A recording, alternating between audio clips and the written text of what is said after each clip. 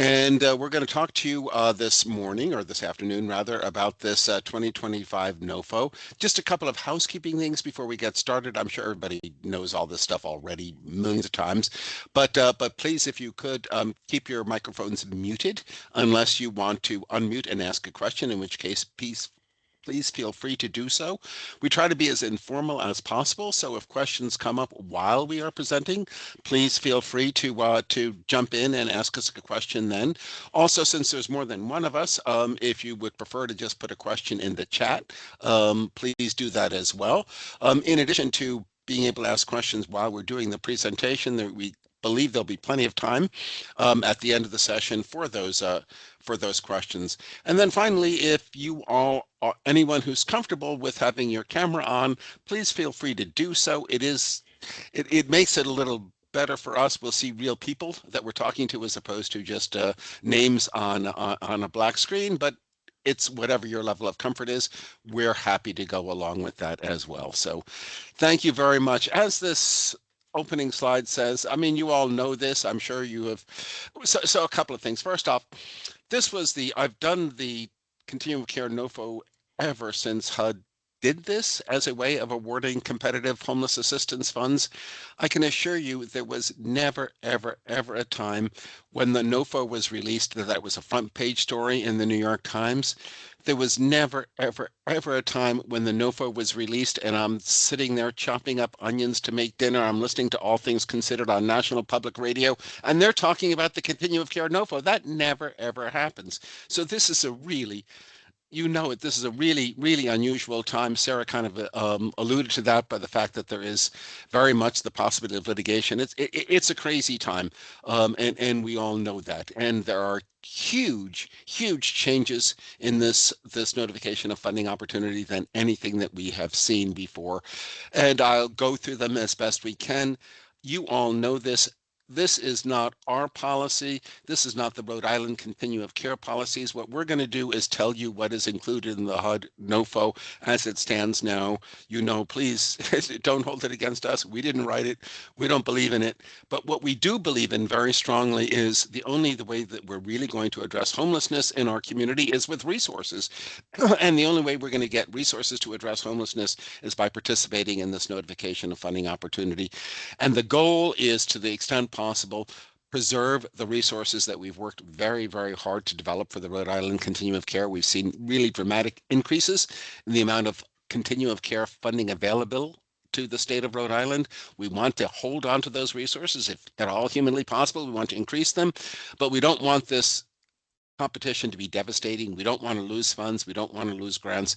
And we're going to do everything we can. HUD has set up a system whereby the possibility of losing grants, of losing funding, is very, very strong this year, stronger than it's ever been in the past.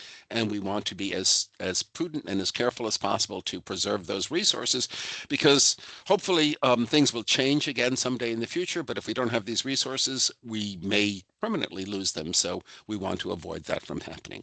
Okay, so this morning or why do I think it's morning? It's afternoon. This afternoon, we want to go over a couple of items. We want to talk about some of these really dramatic changes that have happened in the competition this year. We want to talk about what current recipients of Continuum of Care funds will need to do to maintain receiving funding in this thing. There are indeed in this competition some new opportunities. There is a significant increase in the amount of bonus funds that the COC is entitled to apply for. That doesn't necessarily mean we're going to see significant new resources, but there are opportunities for that, and we want to pay attention to that. We want to briefly talk about how this thing is all going to be scored, and then also go over briefly what the timeline looks for it. As those of you know, the timeline is absolutely insane this year. They're giving us the least amount of time to do this competition, 60 days. And on top of that, they seem to be completely ignoring the fact that the 60 days that they've given us fall over both Thanksgiving, Christmas, and the New Year's holidays, which many people observe and take well-deserved time off for, to spend those things with their family and friends and other loved ones. And HUD is not recognizing that at all in the timetable they set up for this competition. Again, we apologize for that. It's awful. That's all I can say. So HUD, when they did their brief webinar on the notification of funding opportunity, made a big point of saying that this year there's going to be real competition, unlike prior years, and I'm sure you're familiar with it, where at least 90% of the funding that was eligible for renewal would be automatically renewed, and that funding was assured. Sometimes it was high as 96% during the COVID epidemic. It was 100% of our renewal grants were more or less assured funding. This year, HUD has completely reversed that, dramatically changed it. So only, yes, we will share the presentation slides as soon as this is done. HUD will only allow 30% of the annual renewal demand. The annual renewal demand is the list of all the grants that are eligible to be renewed in this competition, totaling up all those grants that are eligible to be renewed in the competition. That equals the annual renewal demand. Only 30%, less than 1/3 of that funding is more or less assured by HUD. Only 1/3 of that funding is going to go into Tier 1. Everything beyond that 1/3 of the funding is going to be competitively awarded. So every grant, and we'll talk about this a little more, but if your grant is not in Tier 1, if it's in Tier 2, it is subject to the competition. It may be renewed or new project may be funded, but it is not assured. Um, HUD seems to have really liked that number 30%. I suggested elsewhere that it might be like 6, 7 for kids, 30% is for HUD. So whenever HUD hears 30%, they go, ha, ha, ha, and laugh hilariously. And then they decided to put it in the NOFO several times so they'd have a big chuckle. For whatever bizarre reason, they've set a cap of 30% on the amount of permanent housing that can be funded in any application, in any collaborative application. Now, when they talk about permanent housing, they're talking about permanent supportive housing, they're talking about rapid rehousing, and they're talking about the joint transitional housing rapid rehousing component. They're talking about regular COC grants, they're talking about YHDP, the Youth Homelessness Demonstration Project grants, and they're talking about DV bonus grants. So the extent to which YHDP or DV bonus had either rapid rehousing, the joint component, or in YHDP had permanent supportive housing, the extent to which they had those, um, there are those, the total of those grants exceeds 30%, HUD will stop funding as soon as it reaches that 30% mark. So we have no choice. Any grant that is for permanent housing that exceeds the 30% cap has got to be reallocated. There is just no reason under the sun to submit the way that NOFO currently stands. There's no reason to submit an application that exceeds that 30% permanent housing funding threshold, because if it does, HUD is just going to summarily reject it. We know they're very good at that. They can really add up those applications that are tagged as being permanent housing. They will do that, and they will stop funding once that 30% ceiling is reached. Unlike in prior competitions, whereby, like last year, for example, the grants that were part of the Youth Homelessness Demonstration Project were not competitively awarded, they were non-competitively awarded. So as long as a YHDP application was submitted in last year's competition, it was going to be funded by HUD. There might have been some changes that HUD made to the grant, but they were going to fund it. This year, that's not the case. YHDP grants are going to be ranked. They're going to be listed in Tier 2 as well. And if they are not above the funding line for the COC, the YHDP grants will not be continued after the competition. As always, the DV bonus grants are subject to the competition as well, both the renewal and new DV bonus grants. We had some grants awarded under the special notification of funding opportunity a few years back. Those grants, those SNOFO, as they're called, grants that are expiring in 2026, need to be included in this competition as well, and they also will be ranked in according to as well as everything else. And every grant that is listed in Tier 2 is going to be competitively awarded, which means that they are all going to be scored individually. There will be a funding line nationally. Grants in Tier 2 that score above the funding line will get funding from HUD. Grants that score below that funding line will not see funding from HUD. So here are some things that folks need to bear in mind. So if you have a permanent housing grant, permanent supportive housing, rapid rehousing, or the joint component, and you're considering converting to transitional housing or supportive services only, you should definitely do that. You should notify the COC. You should notify Sarah that it is your intent to convert the grant to a form other than permanent housing. We're going to the maximum extent possible, prioritize permanent supportive housing. It is the only resource that can provide assistance to the most vulnerable people. It's the only resource that really does provide permanent assistance. And so the goal is going to be to preserve as much of that permanent supportive housing as possible. Because rapid rehousing and because the joint component transitional rapid rehousing, they're all time limited. They can only provide up to 24 months of assistance.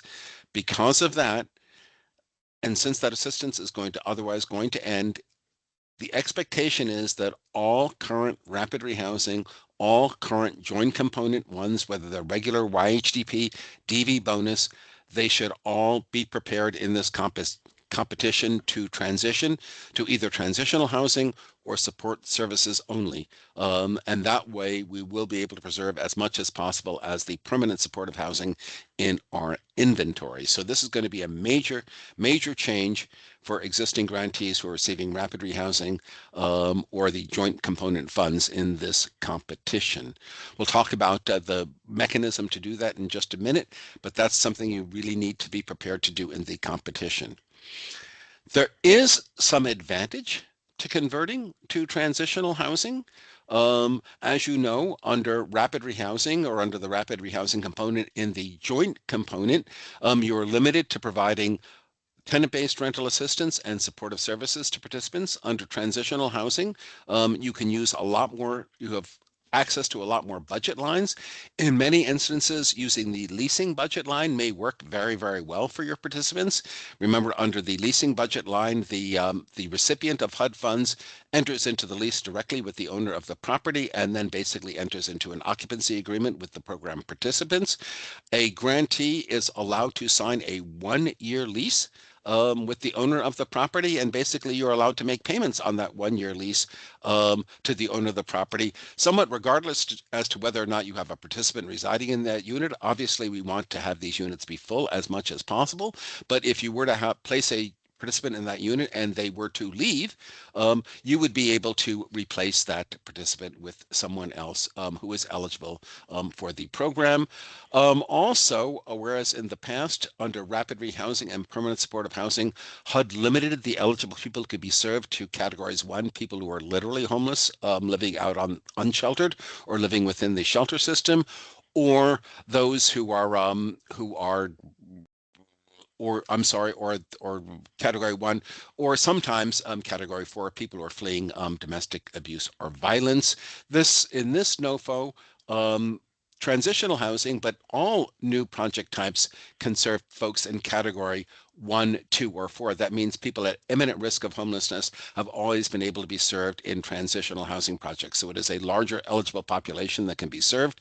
And also, again, since HUD is limiting our ability to spend funds on permanent housing, if we use transitional housing, if we use perhaps the leasing component, it could be a way. I know many recipients have worked very hard to develop strong relationships with property owners so that they'd be willing to lease to our participants.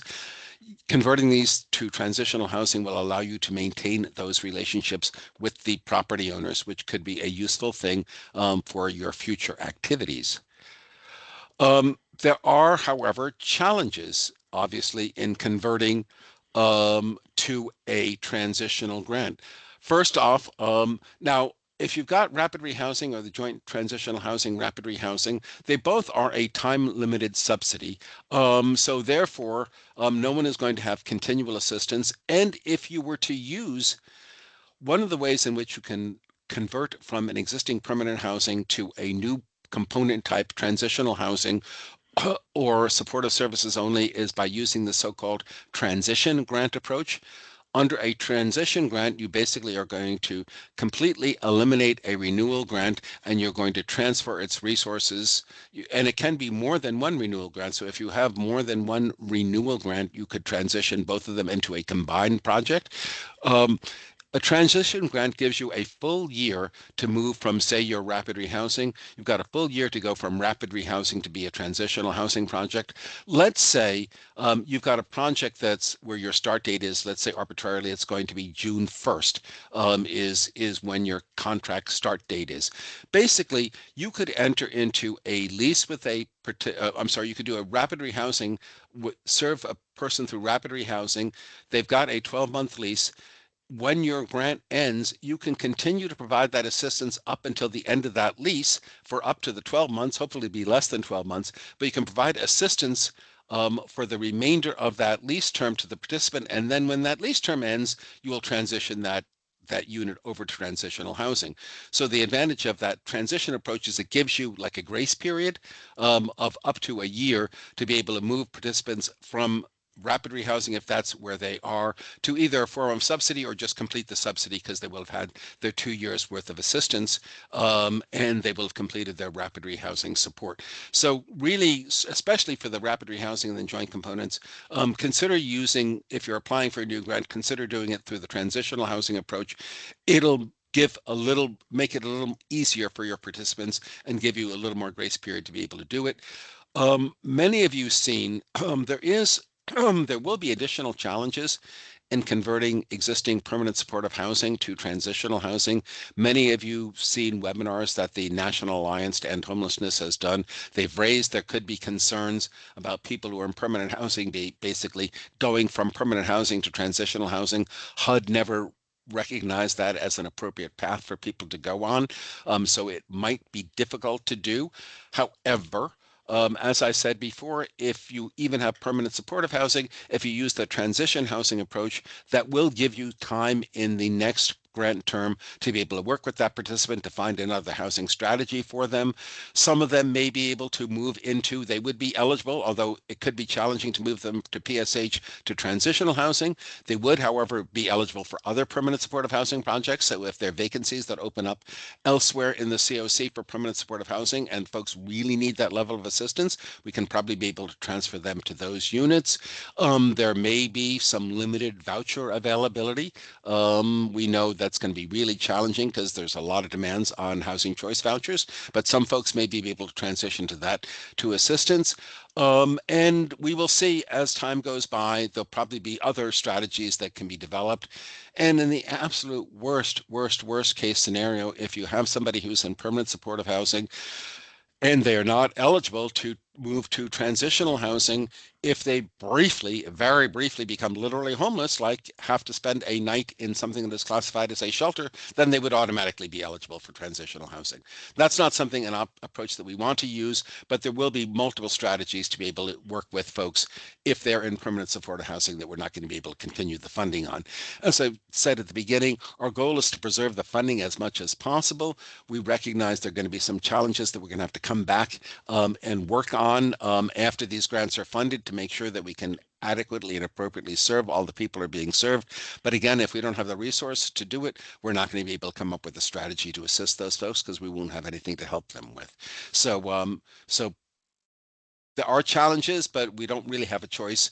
We have to convert these grants, and then we have to serve people as best that we can after we've converted those grants. Now, there's another challenge. If you were to do either a transition grant or just a new project application, HUD has created this new thing called a project quality threshold, and all new grants need to pass their project quality threshold. They've established these thresholds for new transitional housing projects. It's shown here. You've got to score, if you're submitting a new transitional housing project, you have to score these points. You have to indicate that you're going to partner or provide services necessary to assist them obtaining and maintaining housing. So they're really looking for partnerships here, that you have prior experience, that you currently operated, or you have a plan to assure that 50% of the participants will exit with employment income. You're going to supplement some of the resources with public or private sources. Most of these things, this first set seem fairly doable. This next set gets a little more, gets a little more challenging. This is, you will require participants to take part in services, and you're going to provide 40 hours a week of customized services for each participant. You can both reduce that proportionally for people who are employed, also for folks who are over the age of 62. They are considered elderly by HUD, and that requirement does not apply. A lot of folks are very, very understandably very concerned about that 40 hours of services. First off, we understand that the funding is not sufficient under these continuum of care grants to have staffing that could provide that level of services. So we're all obviously going to have to look for other sources. Not every one of those 40 hours needs to be delivered by a licensed professional. 12-step self-help recovery groups would count as those resources. There are various kinds of peer interactions that could count towards those goals. Okay, I think I mean frozen for a second. At least I frozen my screen. I'm sorry if I did. But there are a lot of ways in which you can reach those 40 hours of service. It will be very, very challenging for folks to do it. We will be able to help provide some resources to what some sample schedules could look like for folks. But don't think of it as, exactly everything that's going to be provided by your staff. Think of it as ways, community and other resources that we can program for individuals to show how that can be worked. And then finally, the last thing is, which you always need to do, is demonstrate that your costs per household are reasonable. That's a requirement across the board in federal resources. So you have to, those were 10 points before that over all those lists of things. You have to get at least 7 of those 10 points for the project to be funded by HUD. That means although potentially you could be funded by HUD, even though you are not able to commit to provide those 40 hours of services.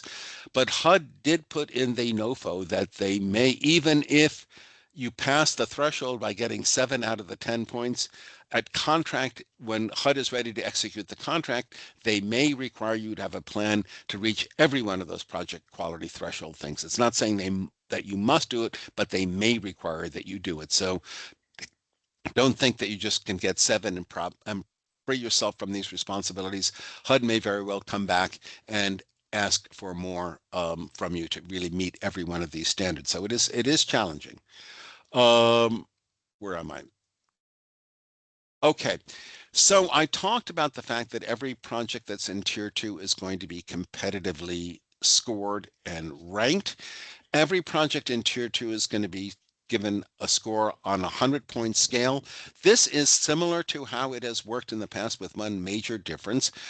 So half of the points that a project in Tier 2 will get will be directly proportional to the score that the COC receives. So in addition to doing your project applications, have you done each year, the COC itself is going to have to do the COC application. It's scored significantly differently this year. There are a lot of additional factors in there, but basically whatever the score the COC gets at, half of the score for your Tier 2 applications will be proportionally based just on the COC score.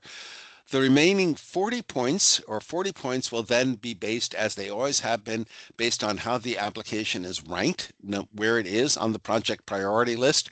The higher up the list it is, and it's a combination of where it is on the list and how many resources are requested for the project. But basically, projects higher up on Tier 2 are much more likely to be funded than projects lower down at the Tier 2 list. It's another reason, by the way, that we want to apply for all the funds that we're eligible to apply for, because the more things that are below you on the project priority list, the greater the probability is the project rated above them will get funded. So we want to fully fill out the project priority list with all the dollars that are available to the COC. It makes it more competitive for the projects that are ranked above the ones on top. And then finally, the last 10 points that are available for individual project applications in Tier 2 is what I call the Antichrist. In all COC competitions in the past, you were getting those 10 points because you agreed to follow the Housing First model. This year, you're basically agreeing not to follow the Housing First model. You are basically going to get those 10 points based on the extent to which you require participants to participate in services, and that is documented by an occupancy agreement that you're going to attach to the application. So half the points have to do with the COC score. 40 points have to do with where the project is ranked. The higher, the more likely it is to be funded. And the last 10 points, which everybody's going to need to receive, are going to be based exclusively on whether or not you commit to having your participants participate in supportive services. This is not the only place where they're going to give points for participating in supportive services. In the COC application as a whole, there are a substantial number of points that the COC will get or not get, depending on how many of the agencies participating in the application have committed to requiring people to participate in services. If everybody commits to doing that, there'll be substantially more points awarded to the COC than if only a small fraction commit to doing so.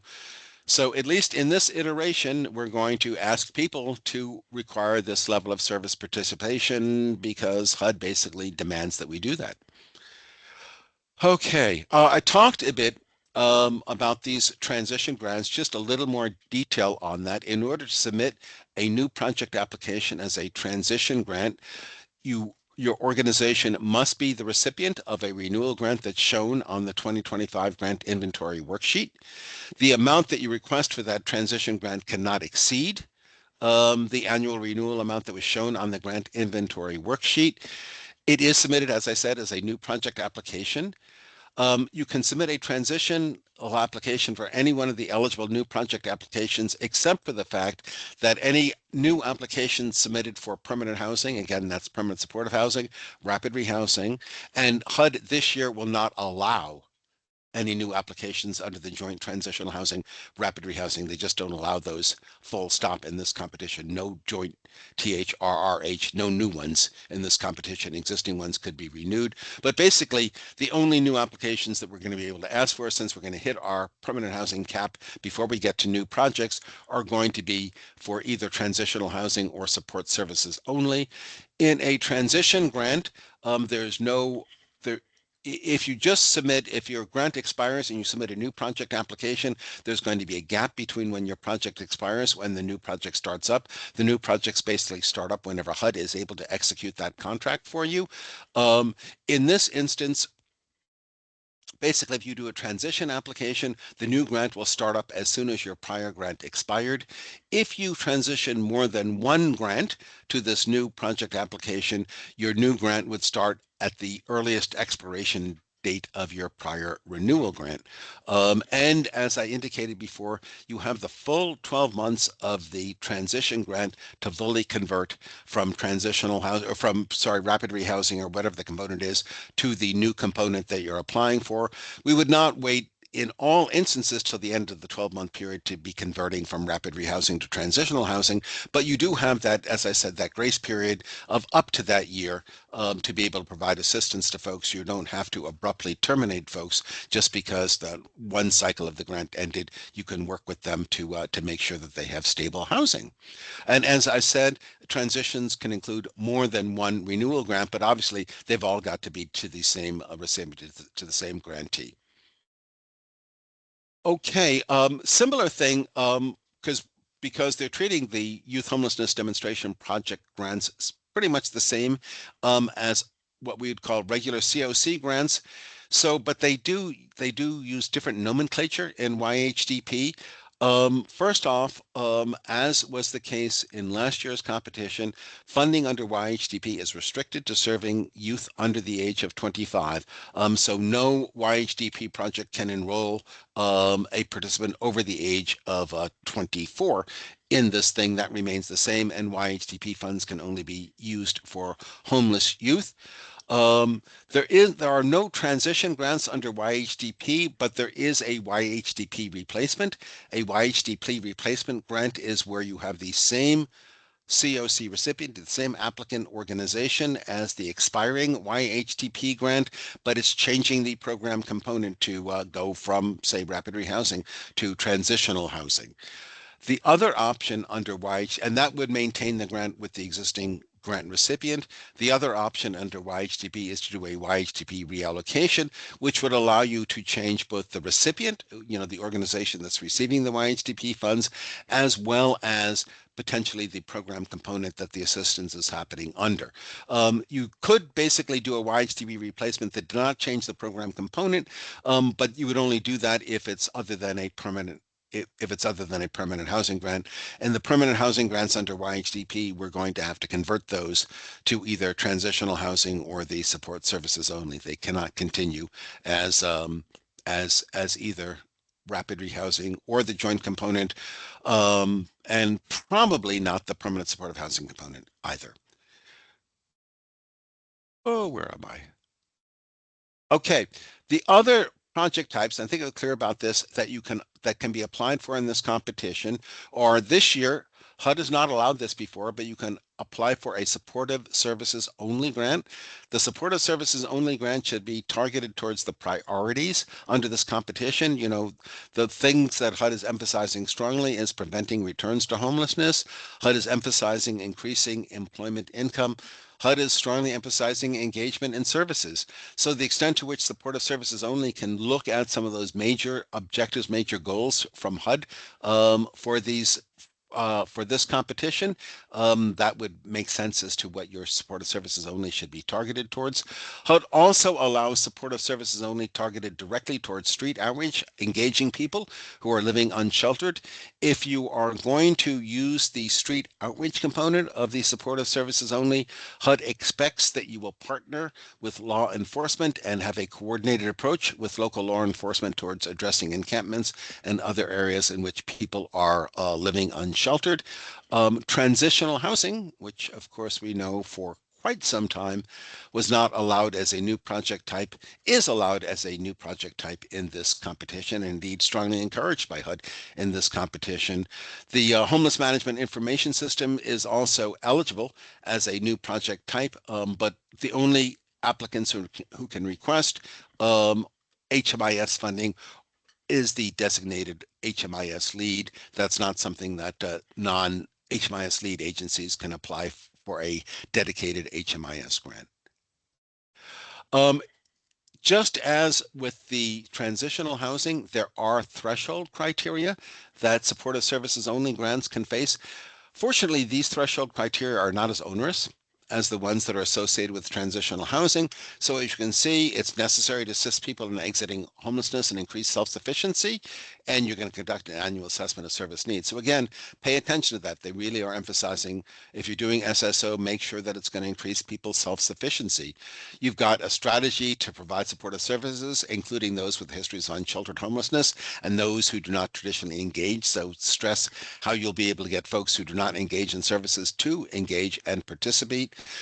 Supplement from other mainstream resources. It's more than a little ironic. While they're cutting these resources, they still want you to be able to leverage them, but they still want you to be able to leverage them. So show how you'll make your best efforts to access those other mainstream resources.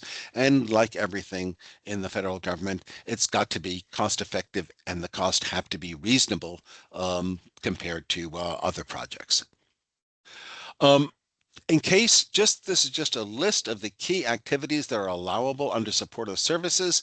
Again, an SSO activity can engage in any or all of these activities in your project application. So consider those. Remember, if you have, in order to do the supportive services only project, if you need to rent office space or you need to pay for the office space to house your case managers, to house your counselors, whoever it is, that would also all be funded under the supportive services budget line. The last item on the budget supportive services budget line is an item called operating costs. So if you've got any costs for maintaining a facility to provide offices or space to provide supportive services, you fund it all on the supportive services budget line.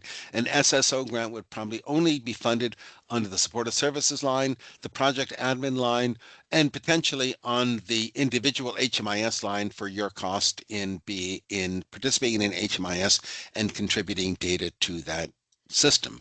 But basically on your SSO grant, almost all of your spending is going to be on these activities that are shown on this slide. So as I indicated, all grants are going to have to be ranked in this competition. Renewal grants will be ranked and scored primarily based on their past performance, looking at the system performance measures, the extent to which the grant was fully utilized, and the units were fully occupied, with slightly increased emphasis this year on employment and earned income, permanent housing placements, and return to homelessness, since those really are the priorities for this competition. For new grants, we're going to look again, basically try to measure the experience of the applicant, the quality of the project plan in order to achieve the goals that HUD has set forth for this competition, overall cost effectiveness, and the extent to which they meet these NOFO requirements, such as that service participation requirement. As I said, there is this opportunity for transition grants this year. Since you have to have a renewal grant in order to be a transition grant, those transition grants are going to be evaluated both in terms of the performance of the prior renewal grant. This way we'll be looking at the extent to which they have found employment, people have not returned to homelessness in their prior grants, and also the extent to which the plans included in the application are going to be viable in order to assist people to attain self-sufficiency. And because we know that our grants to provide the homeless management information system and coordinated entry are essential to the operation of the continuum of care, and they're not really equivalent to our other grants, we're going to not score them, but we're going to rank them in such a way as they're pretty much assured of funding. If likely, they're going to be in tier one. If they end up in tier two, they would be very close to the top of tier two, where the level of risk is very low because we just can't risk it. There are some other grants. There is a grant for coordinated entry for DV survivors, and there also is another SSO grant. Those will be ranked as best as possible, but the priority of those non-housing grants will be on the existing HMIS and coordinated entry grants, because again, if we lose those grants, we really will have difficulty operating the continuum of care. Um, there is substantial amount of bonus funds that can be applied for. We can apply for up to 20% of the annual renewal demand. That's all the grants that are eligible to be renewed in this competition. In bonus funds, as you can see, this is over $3.3 million in bonus funds that can be applied for. We encourage folks to apply for every dollar of those COC bonus funds. It really, although it's grants ranked at all the way at the bottom of the list, are going to be very challenging for them to be funded. The more projects we have on the list, the higher the likelihood is the projects at the top and in the middle will get funded. There also is funding for a domestic violence bonus. That's also an increase over last year. We can ask for 10% of what is considered the preliminary pro rata need in Rhode Island. That's the preliminary pro rata need, is if HUD had divided up all the continuum of care funds by formula and not by competition, what would Rhode Island get? That would be the preliminary pro rata need. 10% of that is this number. That's the amount of DV bonus funds. Although you are allowed to ask for a rapid rehousing under the DV bonus, we would strongly urge folks not to do that. That'll count towards the permanent housing cap, and we really can't afford to add any permanent housing because we're going to hit the cap. So basically, for the DV bonus, you probably should be looking at either a transitional housing or a supportive services only grant for that. Um, The other challenge, of course, is that HUD has set forth a completely unrealistic schedule, and we have no choice but to live with it unless something happens and HUD announces a change in schedule. Some of you may have noticed, although HUD issued the notification of funding opportunity on the evening of November the 13th, which is approximately 12 days ago, HUD has yet to post anything else. They have not opened up the eSNAPS application portal. They have not publicized what the project applications are going to look like. They have not publicized what the continuum of care application is going to look like. They have not provided us any of the detailed instructions that we need in order to complete those applications. They didn't do that as of about noon today. I haven't checked while I'm on this webinar. Maybe they posted it, in the past hour or half hour. I kind of doubt it, but pay attention, keep clicking the links through to the HUD's webpage. I'll talk to you about eSNAPs in just a minute, but this information should be there soon. It's got to be there soon. Many people speculate they'll probably drop all this information tomorrow evening, so they can go off and enjoy their holiday while we try to scramble with what it is that they provided. But somehow we're waiting for HUD to complete their job and give us the information that we need to complete our job. However, HUD set an application deadline of January the 14th.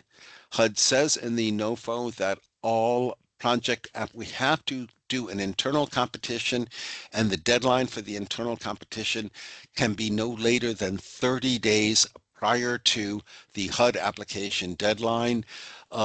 Basically, it's not clear. That might mean that it's Sunday, December the 14th. We decided not to have a deadline on a Sunday. That just does not seem to make sense. So we pushed it back and put the deadline on the Friday before that weekend, December 12th at 3 p.m. on Eastern Time. You need to have your application submitted in the eSNAP system by that time in order for them to be considered timely and responsive to this. HUD also mandates that the COC must notify all applicants whether their application has been accepted or not, no later than 15 days before the application deadline. So basically, just a little before New Year's Eve is when we are going to be required to provide those notifications to folks, whether they are accepted or not, and you will receive that notification at that time. Folks, hopefully everybody is pretty familiar. HUD has got its own dedicated application portal called eSNAPs. There is this slides here have that link directly to that portal. What's new is this hasn't happened before. HUD has basically set there's a timer in eSNAPs now. If you have not logged into your eSNAPs account within the past 90 days, it's similar to the way they work the LOCK system, the line of credit control system. If you don't log in every 90 days, you are locked out. That's the way eSNAPs works now. So if you haven't gone to your eSNAPs account recently, you may go in there and find out that you're not able to access it because it hasn't been accessed in the past 90 days, and HUD locks down the account when that happens. If you find yourself there are two reasons why you might get logged out. One is because you haven't accessed it in the recent 90 days. The other reason is you made a mistake on your password, and more than 3 times you entered the incorrect password. You got locked out of the system for doing that as well. A note on that thing, when you go to the eSNAPs homepage, there is always going to be a little thing right underneath where you'd entered your password. There's a little thing that says forgot password. If you enter your password once and it does not go through, you do not get entered into the system. Don't keep entering that same password. You're going to end up locked out of the system, and you're going to have to ask HUD to let you back in.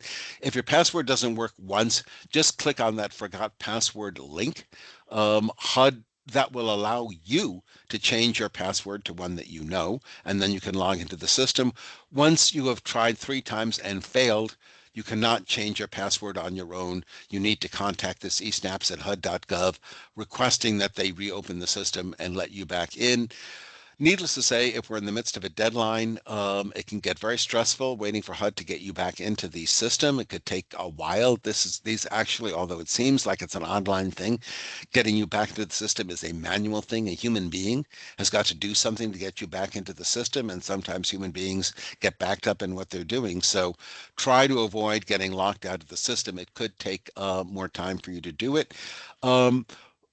What the resources that we do have available, they do have this applicant profile navigation guide.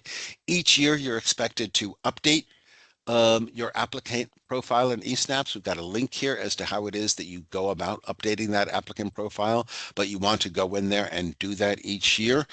And when HUD does indeed release the project applications, it's not always immediately clear to folks as to how they get access to that application in eSNAPs. So this guide here, accessing the project application in eSNAPs, gives you a step-by-step directions as to how it is you get access to that application in this very complex system.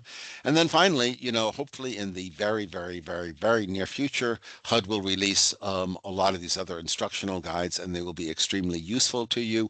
Right now, the ones that we have listed are basically the only ones that are available to applicants in the system at this point in time. But one thing you all should do when we're done with this, if you haven't been in eSNAPs recently, go log into the system and make sure that you can get in to your application. If for any reason you can't, work on regaining access now. Don't wait any longer. It might be more stressful for you. Finally, HUD has these additional language here. There are a lot of reasons that HUD is giving them, or a lot of grounds that HUD is giving to not renew applications in this competition. So one is if you have conducted activities that subsidize or facilitate racial preferences, or what HUD calls forms of illegal discrimination, or you rely on or use a definition of sex other than as binary human beings.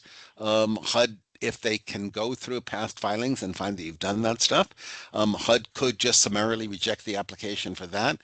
HUD is extremely likely to reject applications if they find that the project operates these drug injection sites or safe consumption sites, or distributes drug paraphernalia, any of these things like that. If HUD can go online and find reason to believe that your organization has done any of these activities that are under the second bullet, HUD may very well, just on the basis of that alone, choose to not fund the project. There are a lot of folks who believe that it is HUD's intention to not fund a number of renewal projects this year using these and other grounds. So we will just see how that unfolds. And as we have, I think people have said before, take a look at your websites. HUD will be looking at these things. HUD could be trying to get out information as to why they can disqualify applicants. So if there's information on your website that might be disqualifying to HUD, and that's information that you can feel comfortable not necessarily including on your website, we don't want anybody to violate their principles. But if it's information on the website that you can feel comfortable not having there, check it out. See if you can change that before HUD goes in and tries to take a look and try and do some research on it. They also say that they will look at if they receive citizen complaints or anything like that about issues like this.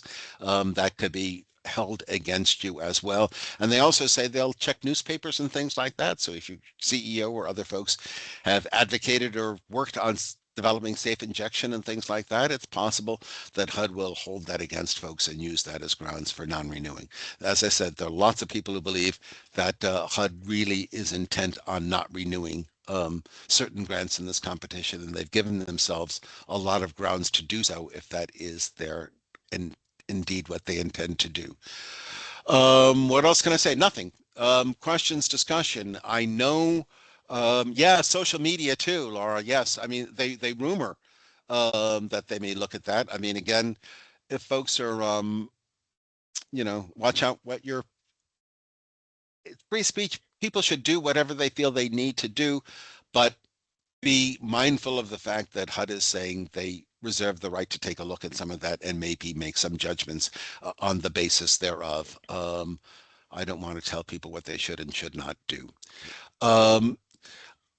I saw, and I was trying to ignore it because I would have lost my train of thought completely, that there were some questions that came in as I was talking. So let's see if we can't go back there and see what's going on. Oh, well, I wouldn't do it. There's a hand raised, so I'll do the easy one. And Nick, how can we help you? Is there anything you can tell us about a reasonable per person cost for transitional housing programs? HUD really hasn't set up those parameters for that. So it's hard to say. I mean, obviously, they expect there to be fairly robust services offered to people. So, we would expect that the costs, there would be certain costs associated with it. But obviously, if you got one case managed per person, per client in the program, would be considered probably excessive. But if your caseload is 1 to 15, 1 to 20 on case management, if you are adding say a substance use counselor or something like that, and their caseload is going to be all the participants, I mean, just make sure you've got, the services are reasonable in terms of what your project's supposed to accomplish, and that your staffing is adequate but not over the top. So there aren't guidelines. I don't There's think we can nothing. say no more than $15,000 a person, because it's just not clear, and it's really going to depend a lot on who it is that you're going to serve and what it is you're going to propose to do for them. And obviously, if you've got grander goals in terms of the number of folks that you can get employed, and can show they want 50%. If you give us this employment specialist, we can get 75% of our folks employed. Then it could be reasonable to have more funding on that budget line. But there's not unlimited resources. There's always that prudent person rule. So, I mean, if these were your own funds, is this how you would expend it, for that, and to make sure you're not, just because it's federal money, you're not asking for the moon and back. And Howard, I'd just add, Nick, one thing that's been really helpful for me in the past is just showing that thought process towards my math in the few characters that HUD allows in eSNAPs, but really just making very Yeah. transparent exactly how you're calculating that line. And I would focus on that more than hitting a specific figure like Howard talking about. Yeah. I agree with what Victoria is saying in the comments here, with the new 40 hours per person of customized service delivery. Obviously, it implies that there's going to be, more intensive staffing in it. And so more intensive staffing would be a reasonable thing. But again, you're not going to have one person full-time assigned for each participant. That's how they could have 40 hours of service, I guess, but that would be a little over the top. Um, I think there was one at 146 from Victoria also. About I can read it. So Okay. there's a question that came in. If oh, we I have see. a COC rapid rehousing program and a YHDP transitional to rapid rehousing component program, are we allowed to do a combined project and convert all to transitional? Will we not be allowed to do the transition approach if we do it that way? So, you can't combine the YHDP with the regular COC funds. So you could do it, but it would be two separate applications. You could do the YHDP replacement for the YHDP, is it for the joint component, Mm-hmm. Yes. THRH, that would be a YHDP replacement. You just turn it over to TH, which you would know better, but I mean, I think in many instances, which I've seen with YHDP, the transitional housing side has worked a little better than the rapid rehousing side anyway, so that might not be as big a challenge there. And if you've got a regular continuum of care rapid rehousing grant, that would be just that grant would be a transition application to transitional housing. The next question But coming. the replace I think the YHTP replacement would give you that same kind of grace period to transition to the full transitional from the joint component. The next question is, if we have to do the YHDP replacement to a TH only, do we have opportunity for a transition? Oh, you just Yeah, answered yep, that. yep, yep, yep, yeah. Yep. Okay. So Um, okay. Another question came in. Will the COC not allow us to be part of the competition based on those things Howard just mentioned, or are you going to allow HUD to do the rejections? I think that's talking about the risk review at the end. Victoria, I hope I'm assuming correctly about Yeah, that question. Sarah actually answered it. She's just said RICoC is welcoming all applications. If applications are denied based on the factors Howard mentioned, it'll be denying applications, not the COC. Yes, and that is exactly correct. Cool. Okay. Sorry, I'm having a little trouble going through the questions. Team, feel free to jump in if you see other ones. I see a question from Laura. How is required defined for services as opposed to mandatory?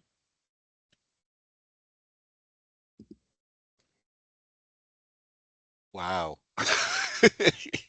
um, I, so I mean, basically, what HUD wants, and we can share with this. We've drafted what a service participation agreement would look like.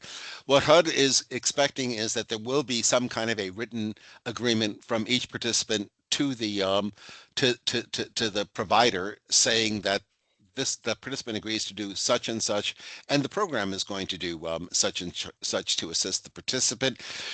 So I think that by signing that agreement, that's saying they're requiring to do it. I guess mandatory would mean that, basically ICE is going to come in and force them. Um, or ICE or its equivalents. So we're not, I mean, no one's going to be forced to do, we're going to ask people to sign agreements that they're going to do it. Case managers would proactively work with the participants to try and keep them engaged in services. But, you know, we don't have authority to force people to do anything. So I don't know that it's, I mean, it's required, but you know, if they don't do it, I mean, that could be grounds. And the agreement will say that it could be grounds for terminating for folks to be terminated from the program if they do not participate. But as always, you know, it is a homeless assistance program. So termination is never the first thing that we're going to do. We would say, you know, they may be terminated, but if they but if there's a way to re-engage them, we're not going to throw them out. I don't think we're going to throw them out, but we're going to try and re-engage them with services and pick up again.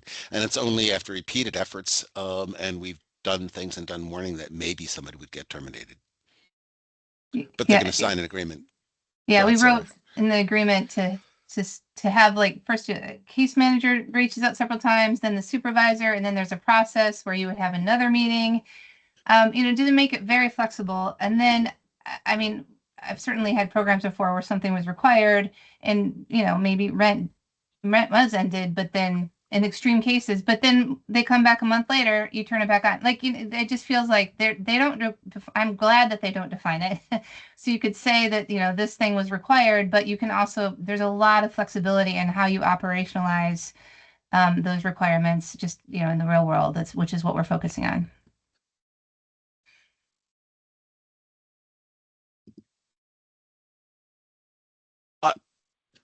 I see this question here, I think from Laura about, uh, uh, I've only sort of seen in passing that they're going around calling some kinds of professions no longer professions or some bizarre stuff like that.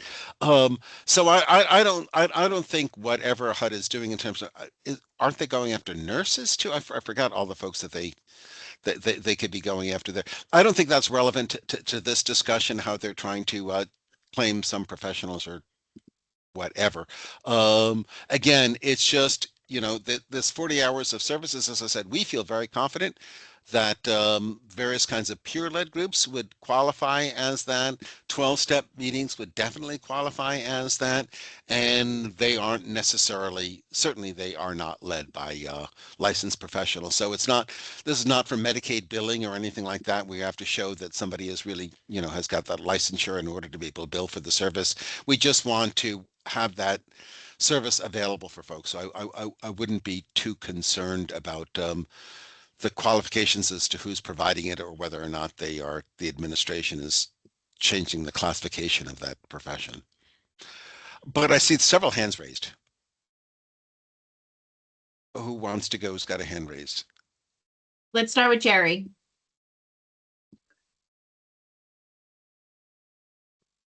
Yeah, hi. It's just, you know, it reminds me of the early days of the COC with Shelter Plus Care. So there was a requirement for the service agreement, and you actually had to write it into the occupancy agreement, et cetera. And whether it was TBRA or, you know, SRA, whatever, it always ended up in housing court anyways. So number one, I mean, so, you know, you're still leasing to somebody. So all of this concern over like, okay, how do you implement it? So it's still got to do with tenants' rights, and that's where Rhode Island Housing Court comes in, et cetera, et cetera. You know, and the second thing is, I mean, in terms of, you know, just the whole process, I mean, it really, I think, you know, in the end, it's about what we write in the grant, and then we get monitored. All right. Now, sometimes we have outsiders do it. Sometimes, very rarely, since I've been in Rhode Island, I've never seen HUD do it. But in Massachusetts, I've had HUD monitoring. And that's where you talk about, well, how did you really implement it? So I think there's a grace period here that people should be understanding that allows a little bit of wiggle room to make the transition a little bit more tenable than what we're looking at right now. So my only comments. And as you know, there are a lot less HUD people than there were just a few short months ago, and those would be the people who are doing the monitoring as well. Kirsten? Yeah, hi, this is Kirsten from Sojourner House. So you've mentioned a couple of things. So that you mentioned we probably will have to attach to our application. So you said like an occupancy agreement, potentially a service participation agreement. So just so that we can get ahead, so that we know we have enough time to not only do the application, but create all of these attachments. Are there any other attachments that you foresee us needing or needing to prepare while we're waiting for the eSNAPs to open up? It would be nice if HUD gave us any information about what the requirements are for either the project application or the attachments that we're going to need to make for the Continuum of Care application. They have not shared any of that with us. The only thing we've gone, or what the NOFO says specifically, we have to attach, and that's this services participation agreement. There could be, Kirsten, I wish I can't. Okay. They haven't given us enough information for us to fully answer that question. I'm sorry. Okay, that's all right. Thanks. Did you have another one? No, I'm all set. Okay. Yes, we will. The question out here from Jennifer is, we will send you a sample copy of what those agreements will, and we'll send that to Rhode Island so they can send that out. And again, there's nothing mandatory about it. It's just a guide, a sample as to what you might use for it. Feel free, of course, to make whatever modifications are appropriate for yourself and your project. Oh,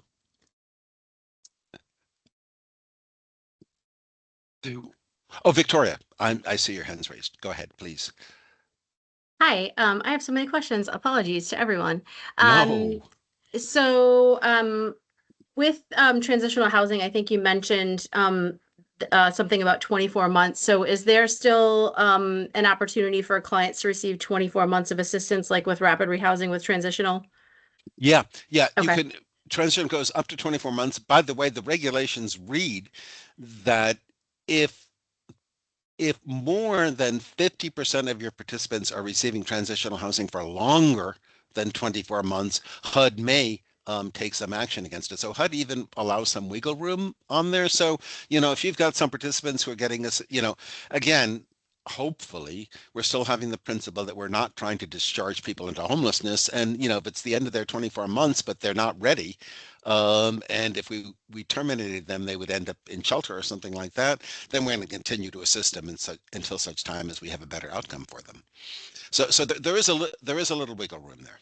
Okay, and a follow-up to that is because we have been doing transitional housing as part of our joint project with YHDP, and right now we were using leasing funds to lease basically SROs for young people.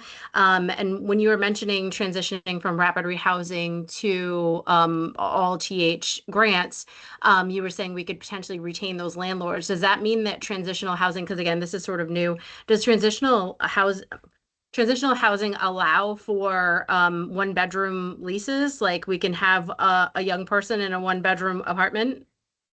Yeah. So under transitional housing, you can either use the leasing component, which is what we've been talking about, but you can also use rental assistance. You could use the same tenant-based rental assistance under transitional housing that you've been using under rapid rehousing. And that might be really useful because then when hopefully, the youth will be stable enough so that when the assistance ends, ideally they could stay in that same unit with the lease in their name, which it's been.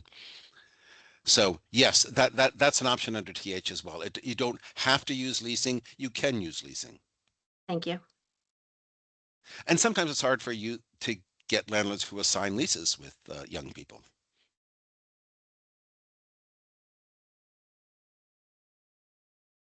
We have a question in the chat from Charlie. Or it looks like we have two. Sorry about that, Charlie. So for the service participation requirements, what level of documentation is required of that? I think again, it's only going to be it's basically going to be in the participant files. I mean, it would seem to me that each one of the participants is going to have a chart or does have a chart, and you're going to be showing what that participant is doing in that chart. So if they're individual charts, basically something like that, the housing stabilization plan is going to specify that they're going to, I don't know, they're going to maintain their sobriety by participating in, 8 12-step meetings over the course of a week. That's going to be in their plan. We're going to, on follow-up with the case manager, they'll follow up and say, your plan called for you to do X, Y, and Z. What has happened according to those goals, and they will, amend the plan, update the plan, and it'll be in the participant file. So basically, it's just, your case management files that show both the contact you're having with the participant and what what progress they've made according to their stabilization plan. Howard, And do you as think long- that in the application will also have to show in the like there'll be some summary of what you're planning in the application to show that you have it set up or what you would do?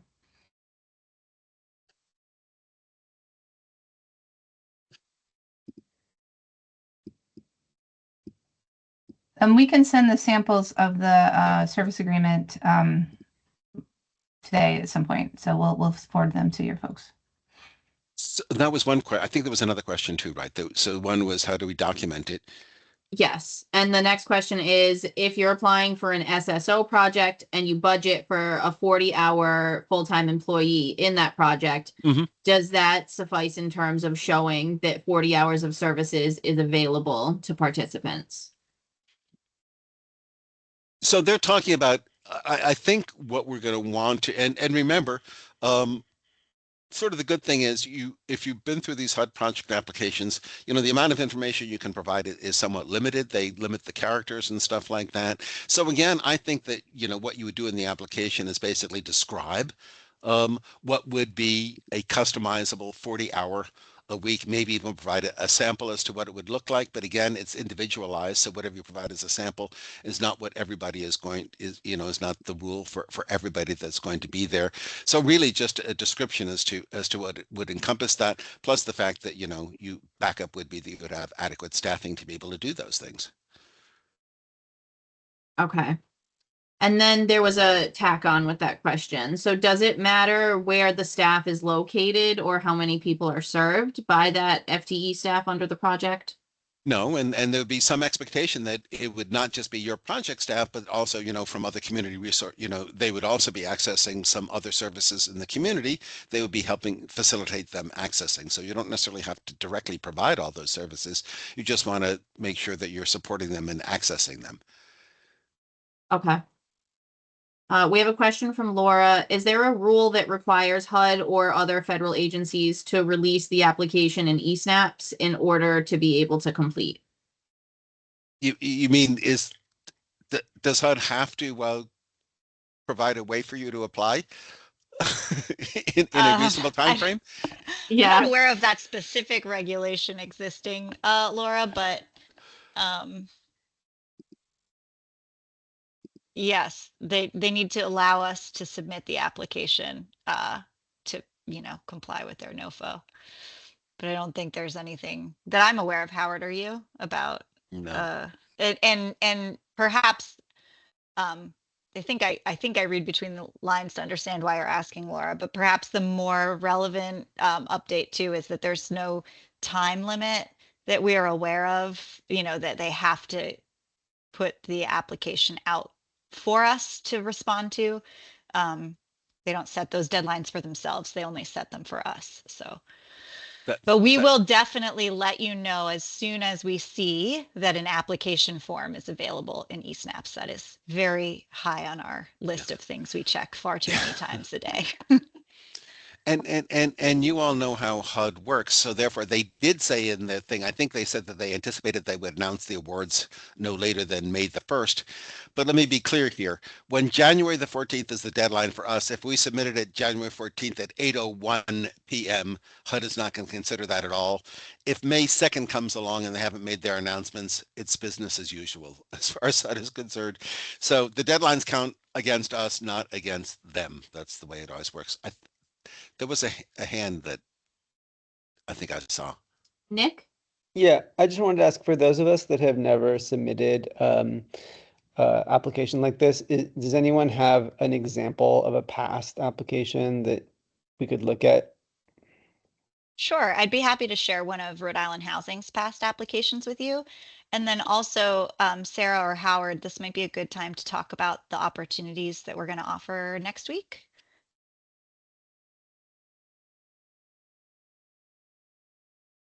Yes, We know with definitely. Go ahead. Sorry, Howard. I was like, to interrupt you. So we're talking about offering two different opportunities. One is we're going to have a session just on this whole transition grant process, explain to you. We've made a lot of references to. We think it is going to be one of the things that can diminish some of the pain of this process. So that's why we want to have a session explaining how this transition grant application approach is going to work. And then we're also going to have an eSNAPS session on you to try and walk you through this, because Nick, you'll find it's a very idiosyncratic system. It works its own way. And although it looks like it's online, it's sort of online from the floppy disk era of online stuff. So it's quite antiquated and very different. So we'll try and walk you through it, so you're not too much by surprise. But we'd really encourage you. We have those, and when we send out those slicks, those things about getting started in eSNAPs and things like that. Prior to next week, if you can click through some of that stuff and take a look at it, it'll help you get ready, because you want to set your organization up to be ready to apply in eSNAPs before that stuff comes out. So that will be useful. I see that Elizabeth has offered to send those sample applications to anyone who wishes. Just ask her for that. Oh yes, and Jerry, you're absolutely right. Jerry's comment here. HUD. I've seen it before, but I've never seen it before. HUD says that they reserve the right to issue no funds under this notification of funding opportunity. I've never seen them say that. So I mean, yes, yes, Jerry, as you suggest, there is a possibility that that they can, either fund some or none. And there is every possibility that they may even hold back some of this money. I mean, some people are very fearful that HUD is really trying to reprogram these funds, and will find ways to not release all of these funds and then issue, because they also say they reserve the right to issue a follow-up notification of funding opportunities should they have resources that they do not fully expend. So it's hard to tell where they would go with this. There was also, Charlie asked this question about, can you budget for costs for space if you own the space? Yeah. Now, again, the space I think you're probably talking about would be space either to provide supportive services, like maybe you need like a group room to do some sort of group sessions in, or you need individual offices for case managers, counselors, or things like that. Again, there's always been room on the supportive services budget. The last item on the supportive services budget is a thing called operating costs, and that is where you can put in your costs for again having the space, the facilities, the computers, the whatever that you need to provide those supportive services. So and even if you own the space, you're still going to have costs in terms of utilities, insurance, repairs, and things like that. Those are all legit. Again, it's got to be reasonable, and it's got to be, I mean, if the space just exclusively being used by this program, you could charge 100% of the cost. But if you got case managers working on multiple projects out of that same office, then you would charge a percentage of those costs to this grant. Yeah, harm reduction. That's the language to avoid, Laura, or the pretext of harm reduction. Don't say that.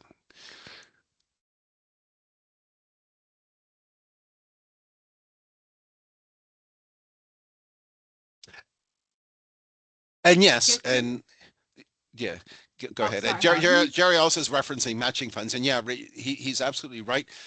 With the exception of the leasing budget line, all funds, with the possible exception of YHDP, require the 25% match. You still can, as in the past, you can request, and you have to, as part of the annual application for YHDP funds, you have to request the match waiver. It's not automatically given to YHDP, but it is possible for YHDP, but you have to request it, and you've got to make an argument for why it is you need the match waiver. Kirsten. Sorry, another question. So I heard you say you mentioned being able to consolidate grants and do and convert to the transition grant all at the same time. Is there any reason or argument for not consolidating, given all of these factors in the rankings? I mean, anything I mean, generally speaking, consolidating usually works better, often works better for recipient organizations because it's fewer grants that you have to manage, fewer grants you have to do annual performance reports on, and things like that. So there's some advantages to doing it. I mean, I don't know whether that there's necessarily any competitive advantage to having a more or I mean, I don't know that there necessarily is. I think if it works, seems to work better for your organization to have the smaller number of grants, then that's what you should do. If it doesn't provide any advantage to you, then there probably isn't a need to do it. Okay, thanks.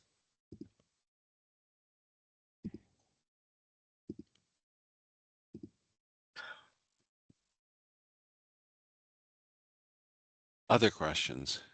I just want to say, somebody made the great suggestion in the chat that we send that sample or the example of a historical Rhode Island housing application out with the slides. So we will do that shortly after this. The project application, right? You mean, Elizabeth? Correct. Yeah. Yep. Yep. There she is. Hey, Charlie. Do you have a Hey, question? sorry. Mhm. Yeah, I guess I might have missed it. I'm sorry, it is a lot of information. I guess it's two parts. Is there a path for transitioning from PSH to services only to transition it? And if so, is that more strategic somehow than a new project? Like just kind of a new project that's service only? Like is one somehow a score better or something? It doesn't Or necessarily score better, but it could be better for your organization. I mean, assuming that it'd be same staff that would be working on the new project as was working on the old project. If you do it as a transition, basically there isn't an interruption and it gets funded. There's no interruption in funding. Mhm. If you don't do it that way, then you've got to close out that PSH grant and then wait for a HUD to execute the new project application. And again, they ain't got many staff or something like that. So you could have some months that would go by from the end of the project to when the new grant started up. And again, if you are hoping to keep that staff on to do it, it could be a financial burden on the organization. But it's not something that would be looked at like for the overall COC application as adding or taking away strength, No, strategically. because Okay. yeah, the transition applications are new applications as long as they're not in the PH, any of the PH project types, they're not going to count against the cap. So for the application purpose, it's not going to matter. HUD is going to add up the PH and get to that 30%. Whether they do it through transition or not, it's not going to matter. Okay. Thanks. Sorry, I probably knew that, but just to make sure.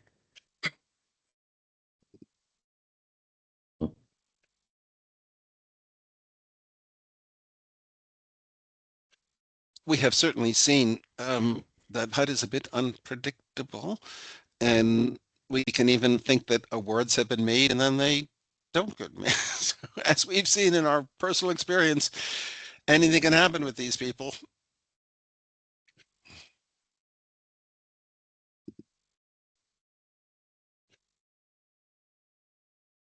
Are there any So, other questions? yeah. Oh, go ahead. I was just going to say, I mean, so I think the message has been really clear. Many folks who've got PH grants are really going to have to plan on doing a new project application, try and find ways to do that that will be as minimally disruptive to both the people you want to help and the people who work for you. And we will do everything we can to try and give you advice as to how to make that work the best.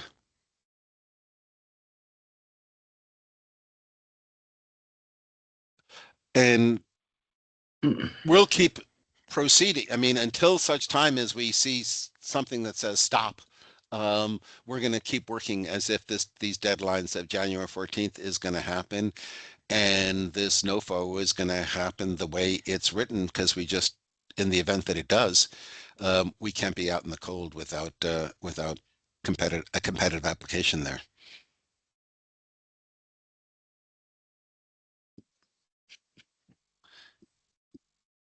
And if this gets tied up in the courts,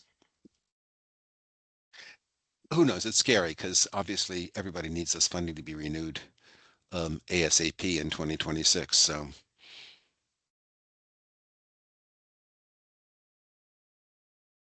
how are other COCs reconciling they're not? They're not. Yeah, the only honest answer is they're not. But all of the colleague COCs that we've spoken with are proceeding in a similar way to us, like perhaps with different strategies, but they're proceeding with an application and watching developments. I think probably we're ready to end the recording, and then can I talk? Sorry, I'm not following all the chat.